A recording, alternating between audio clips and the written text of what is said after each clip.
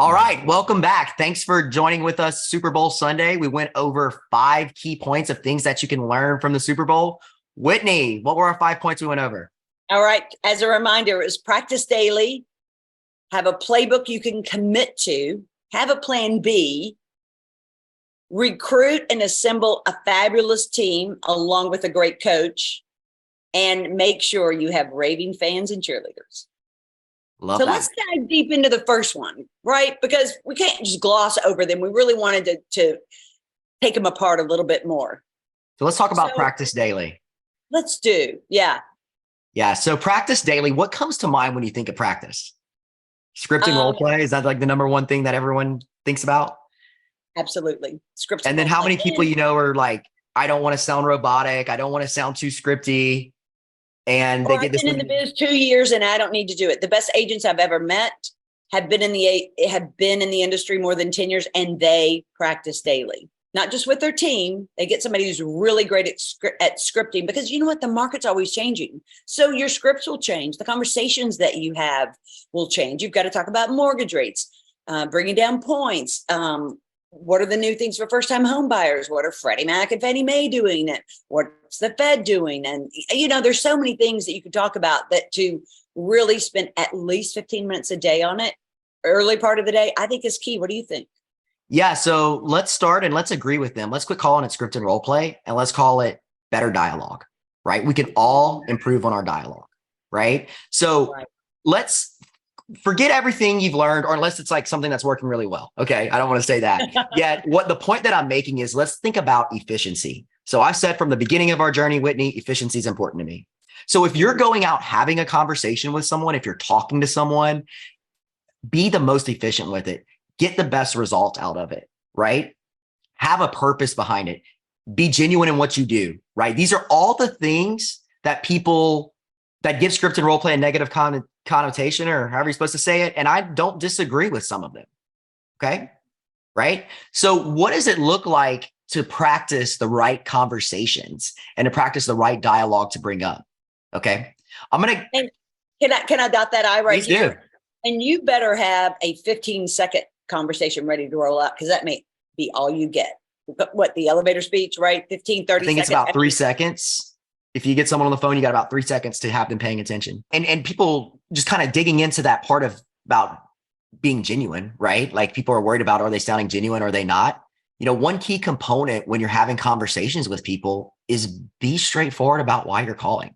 Whitney, so when I have conversations, you know, it's depending on who it is. I mean, it's just, hey, Whitney, this is Wallace. Or, hey, this is Wallace Myers. We do real estate in Southwest Louisiana. And I get to I breathe over that. I don't give all my credentials. I don't talk about even what company I'm with at that moment. Like, we're talking about what they care about. Okay. Mm-hmm. And then depending if I know them or what, I might say, hey, how are you? Yeah, we don't dive deep into that. Right. So the next thing I go into is why I'm calling. And we'll get to that one in a second too, on the dialogue that I love using in certain specific situations. And then we get to that. So what I wanted to kind of dot the I on that, like you say, is think of I think a lot of times people feel like they're not being genuine when they're calling their sphere and the people that they know and their Mets, is because they're having this whole conversation about their family and everything else and everything else and everything else. They're like, oh, and then by the way, business wise. Okay. That's better than doing nothing. Yet talk about that first with the right conversation you can, and then lean into and talk about the family and everything else that you're talking about and you want to get in to catch up with.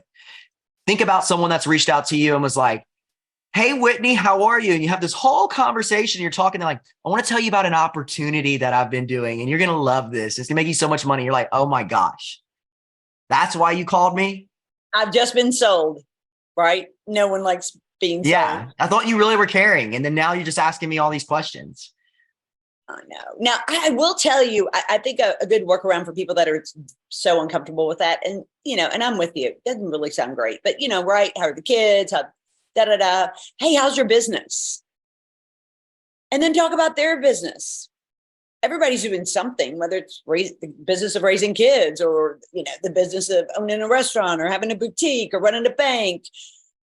And I'm telling you, 9 times out of 10, when you're talking about their business, they'll immediately say, well, how's yours? And you immediately say, hey, thanks for asking.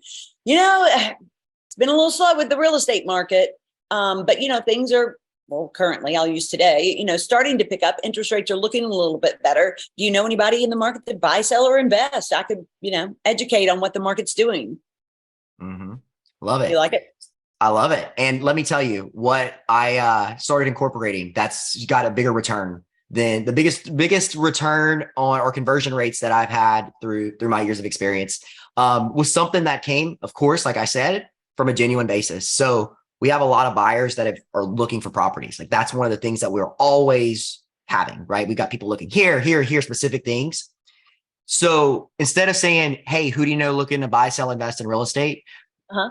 Bring the conversation genuine and help people, right? So, hey, Whitney. Hey, Whitney, it's Wallace Myers. How are Hey, you? Wallace.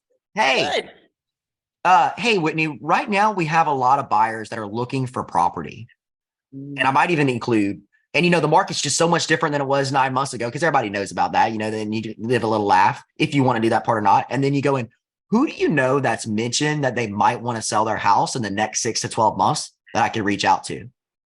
Now you're helping two people, right? Like it is a genuine call and you're helping someone.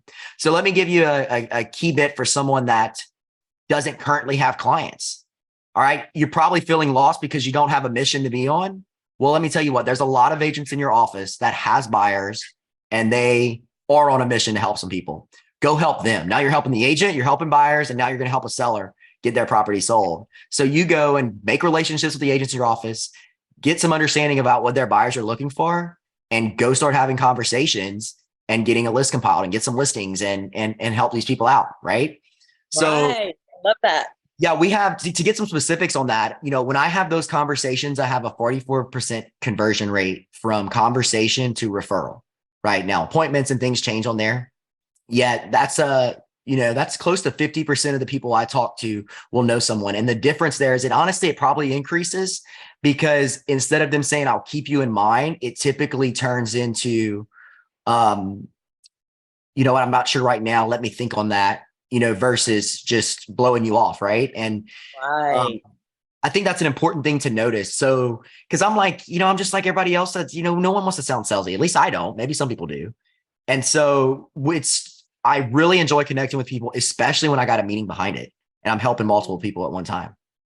Imagine how many people would not be afraid to pick up the phone call if they knew 1 out of 2 people was going to help grow their business, help someone else, help another agent, right? It wouldn't be so scary. So I think if people had those kind of conversion rates, their activities, their practice would increase.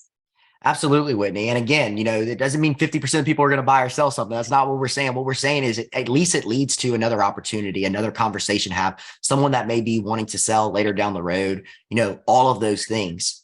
And you're really able to focus in and that goes back to practice daily, right? What we're talking about, getting better and most efficient with the conversations you're having.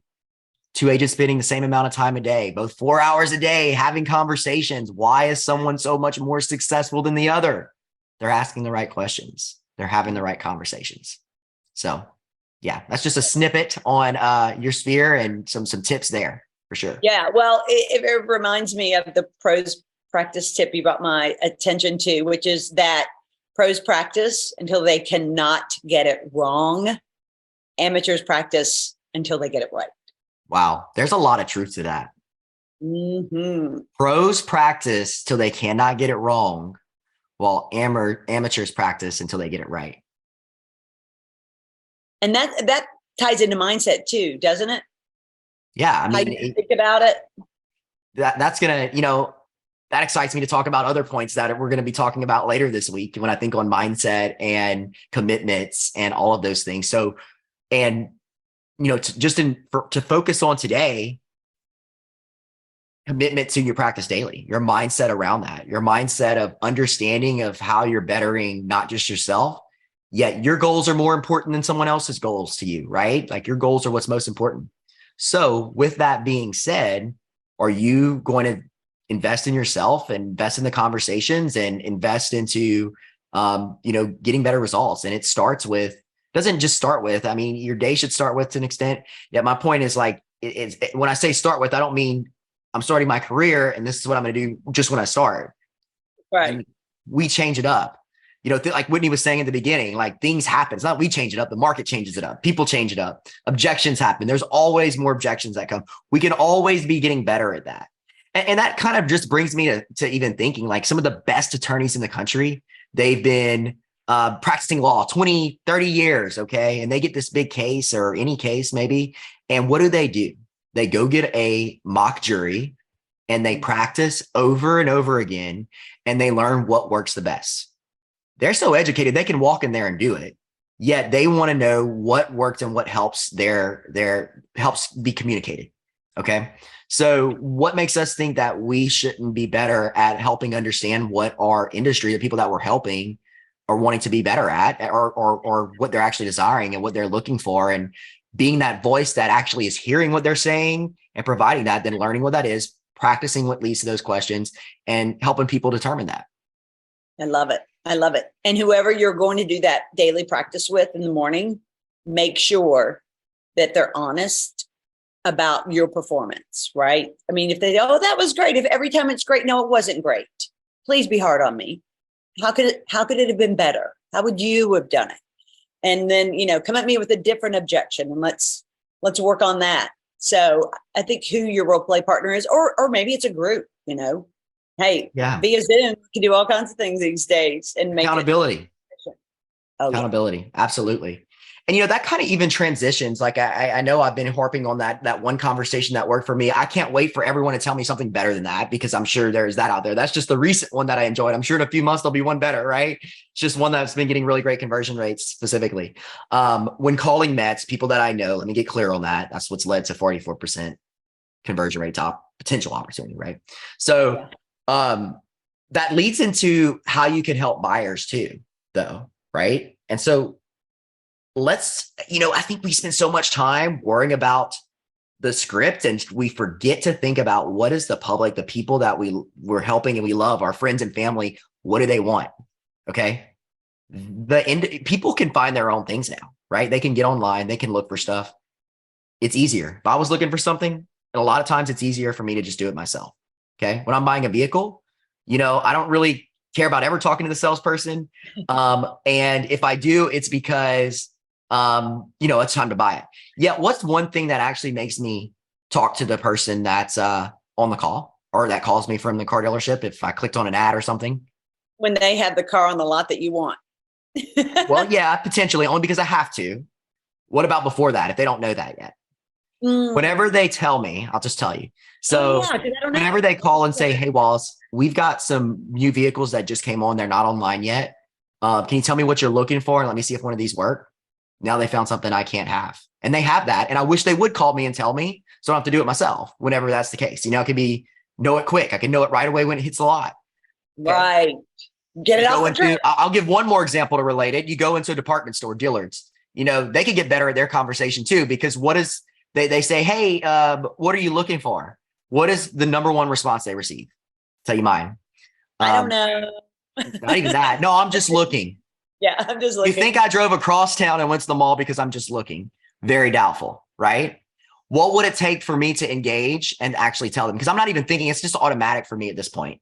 And that's the same with people. Like they're literally looking for something right now. They want help. They've been asked by 10 people and they're looking themselves.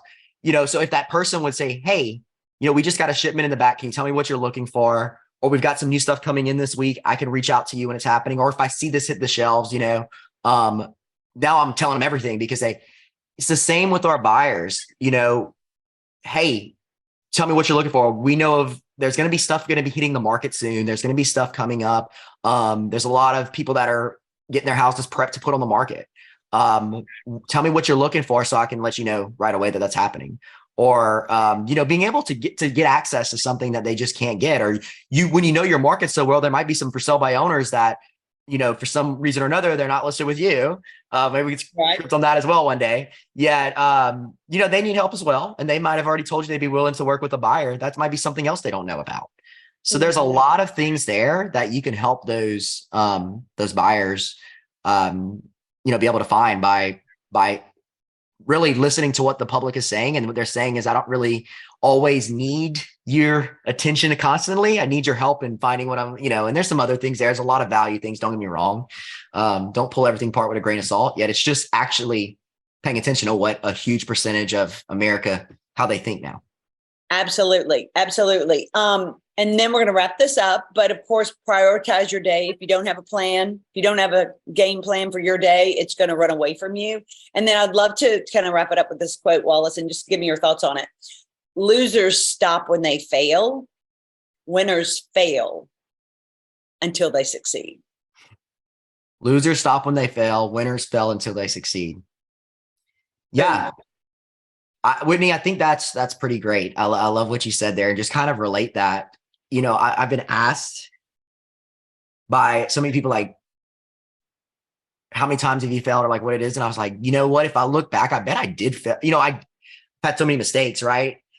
Yet it's like every time you fail or fail, I don't think of it as failing. And I think that's why I always push forward. It's just like, oh, this happened, so now we do this. It's like immediately, I don't think of it as, oh my gosh, I fell. I mean, I might have fell down flat on my face because of whatever happened. Yet it usually is like, this just needs to happen next. And this is just what we got to do to go forward. Yeah. Well, you fail forward. I love that. Right. Yep. Fail forward. Right. We're always going to learn. We're always going to grow. We're going to take a step in a better direction. We're not going to quit. That's right. Quitters aren't going to win the game in the game of life. I love it. All right. Well, thank you so much. Hey, you know what we're doing tomorrow? I know you do. Yeah, but I'll just share with the audience real quick is have a playbook you can commit to. That's right. So join us tomorrow, right here. Same place. See you then. Take that out into the universe. Winners fail until they succeed. Give us your feedback and give us any recommendations of what we got wrong as well. We want to improve. We're going to practice daily until we do. So, amen. Bye, everybody.